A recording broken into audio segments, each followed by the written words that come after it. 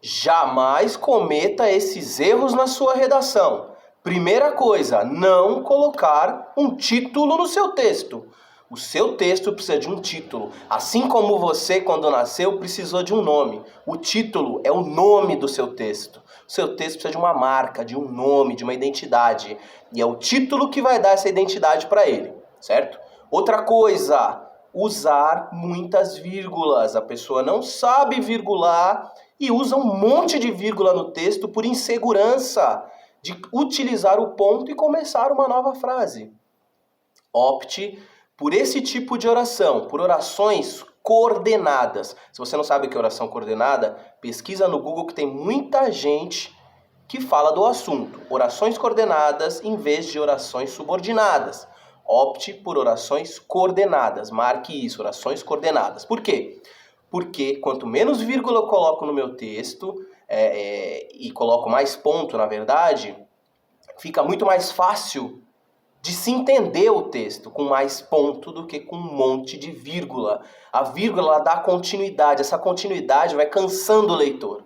Então, opte por ponto em vez de vírgulas. Mas é claro, com consciência, então você vai ter que aprender a utilizar os pontos no lugar de vírgula. Bom, outro erro crasso e que as pessoas cometem na hora de escrever a redação do Enem: não utilizar o rascunho e já ir logo para a folha do texto da versão final. Não faça isso.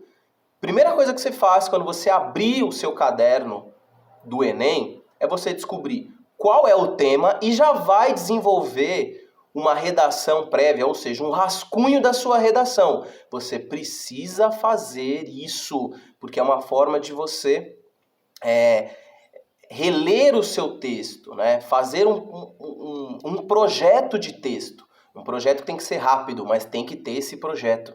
Eu preciso projetar o meu texto, e é o rascunho que é o espaço disponibilizado para isso na redação do Enem. Depois, outro erro crasso também que as pessoas cometem quando escrevem a redação do Enem é escrever de uma vez só.